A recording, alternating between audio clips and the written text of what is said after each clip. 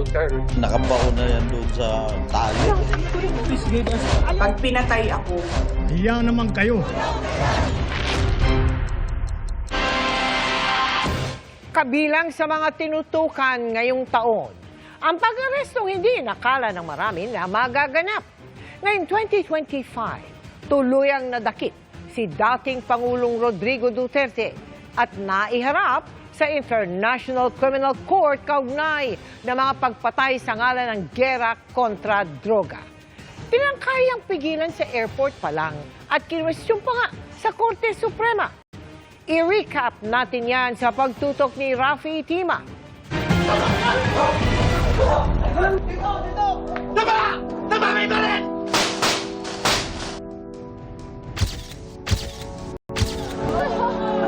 I'm not saying that you kill them, but the order is dead or alive. Halos isang dekada mula nang ipatupad niya sa buong bansa ang giyera kontra droga na unang ikinasa sa Davao City noong mayor siya. Patuloy na minumulto si dating Pangulong Rodrigo Duterte ng mga humihingi ng hustisya. I'm asking the ICC to hurry up, and if I am found guilty, I will go to prison and rot there for all time. Umabot ang isyo hanggang International Criminal Court o ICC dahil sa reklamong sistematiko umano ang mga pagpatay. At ngayong taon, ipinaaresto si Duterte para sa kasong Crimes Against Humanity dahil sa extrajudicial killing sa giyera kontra droga. Marso 11 nang magkagulatan sa Ninoy Aquino International Airport. Warrant of arrest. So, you will just have to kill me. Kung hindi ako papayag, kung kakampi ka dyan sa mga puti. We're just going through the process. Pagkalapag pa lang kasi mula Hong Kong, hinarang na ang dating Pangulo at ineskortan papunta sa Villamor Air Base. By virtue of the warrant of arrest issued by the ICC for crimes against humanity. Sir, you have the right to remain silent. Nabasahan man ng arrest warrant. Halika bong, tinan mo. Abusado kayo na sila. Abusado. Dili mo hindi dapat ato agianan. Ayaw Lahi ato lang. agianan. Wala yung mga warrant. Wala lagi warrant. Inabot din ng ilang oras ang tensyonadong standoff. 18 years old siya. 18 years old siya. 18 years old siya. Akin na yung anak ko!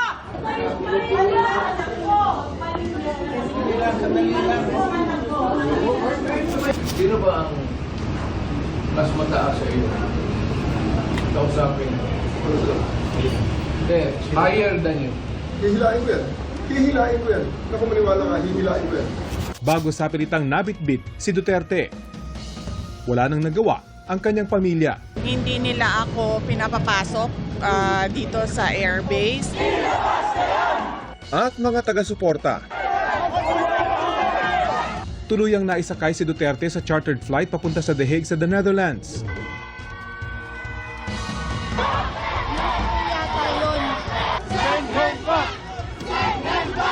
Ikinulong The prosecutor versus Mr. Rodrigo Roa Duterte.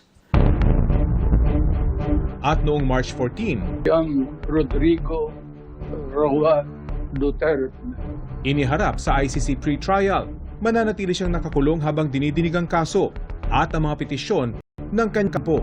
Kabilang ang inihaing noong Mayo 1 ng questionin ng kanyang defense team ang jurisdiction ng ICC dahil kumalas na umano ang Pilipinas sa Rome Statute bago pa aprobahan ng ICC ang hiling na imbestigahan ang drug war. Hunyo naman ang hilingin ng kampo ni Duterte ang interim release o pansamantalang paglaya para sa dating Pangulo. Nakalaunay, ipinagpaliban ng ICC na desisyonan alinsunod sa hiling ng kampo ni Duterte. Noong Agosto, muling hiniling ng kampo ni Duterte ang interim release. Setyembre, nang ibasura ng ICC Pre-Trial Chamber 1 ang hiling na interim release. Desisyong inapila ng kampo ni Duterte pero kinatigan pa rin via unanimous decision ng ICC Appeals Chamber. Mahiwala ring hiling for indefinite adjournment ang kampo ni Duterte dahil unfit umano o hindi na kayang sumalang ni Duterte sa paglilitis dahil sa cognitive impairment, isang kondisyong nakaapekto sa kakayahan niyang makaalala. Ni hindi umano naiintindihan ni Duterte ang dahilan kung bakit siya nakadetain at walang kakayahang gumawa ng mga desisyon. Kaya ipinagpaliban muna ng ICC Pretrial Chamber 1 ang itinakdasa ng confirmation of charges nitong Setyembre.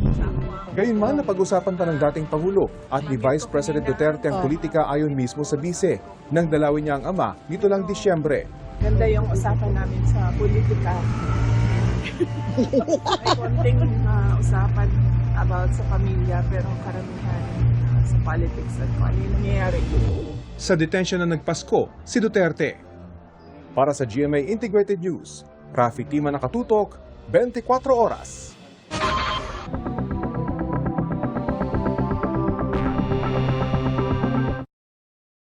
Ano ang pagkakapareho na mainit at malamig na pagkain? Nagdudulot ito ng pabalik-balik na pangingilala.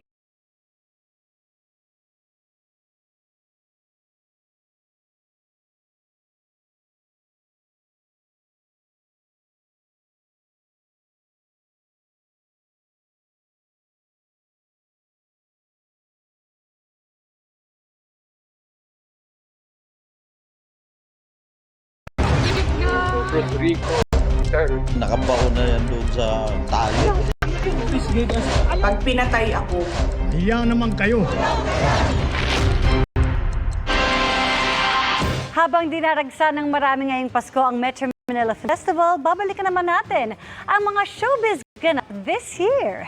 Very fitting lalo't ilan sa mga bida sa Film Fest ang mas nakilala this year dahil sa isang iconic collab. This year din ang Diamond Anniversary ng GMA Network. All that and more sa Recap 2025 na tinutukan ni Aubrey Carampel. Full of surprises ang taong 2025 sa mundo ng showbiz. A big year para sa GMA Network dahil ipinagdiriwang nito ang 75th anniversary ng network. For one special night, nagsama-sama ang kapuso artists to celebrate the Diamond Anniversary milestone of the network. We look forward to the next 75 years of being one with the Filipino. From one anniversary to another. Sinelebrate din ang longest-running gag show in the Philippines na Bubble Gang ang kanilang 30th anniversary. For its 20th year naman, bumuo ng collab ang Pinoy Big Brother. Pinagsama ng GMA at ABS-CBN ang mga Sparkle at Star Magic artists para sa pangmalakasang Pinoy Big Brother Celebrity Collab Edition. From on-air to online, sinubaybayan ang kanilang pagpapakatotoo hanggang sa big night.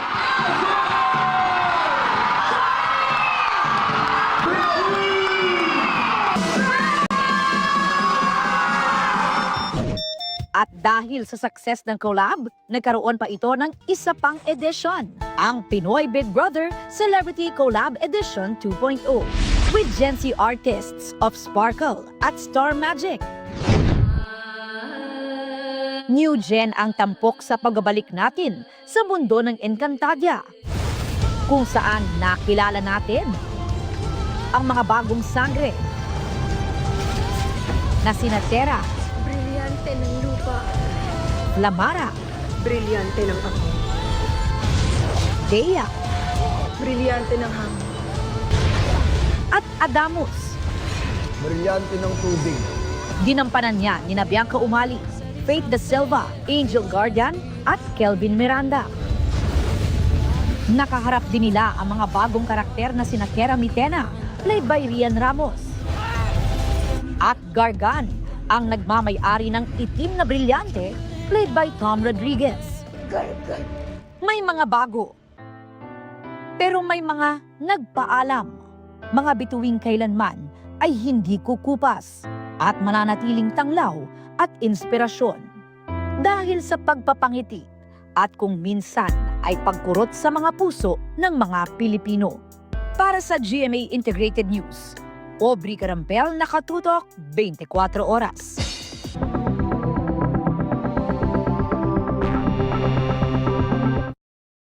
I spent years inside the frame. The sweet girl everyone loved and never wanted to change.